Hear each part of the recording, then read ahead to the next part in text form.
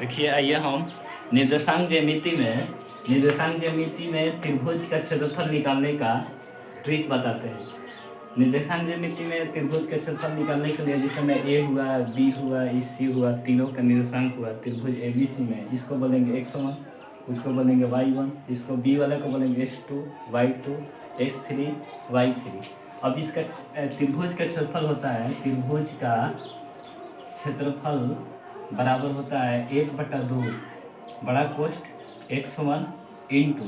देखिए एक के बाद क्या आता है 2 आता है, तो 2 के बाद क्या है 2। अगर कोष्ठ में सबको लिखना है y के बाद y वाला लिखाएगा, यानी x1 y2 माइनस 2 के बाद 3 y3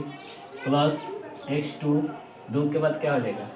3 आएगा, यानी y3 माइनस 3 के बाद 1 y1 प्लस 1 2, 2 के बाद 3 आएगा x3, फिर 3 के बाद कितना आएगा 1 y1 माइनस y2, कोष्ठ 1 बड़ा था। फिर से देखते हैं, यानी त्रिभुज का क्षेत्रफल निर्देशांक ज्यामिति में त्रिभुज का क्षेत्रफल निकालने का ट्रिक है। जिसमें निर्देशांक ज्यामिति में त्रिभुज का क्षेत्रफल निकालने का ट्रिक, त्रिभुज का क्षेत्रफल 1/2 x1, 1 के बाद क्या होता है 2, 2 के बाद 3, यानी कोष्ठ में जितना रहेगा ना सब y का मान रहेगा, यहाँ भी y का मान है, y का मान है, y का मान है, यहाँ भी देखिए x1 1 के बाद 2 y2, 2 के बाद 3 माइनस y3 प्लस x2,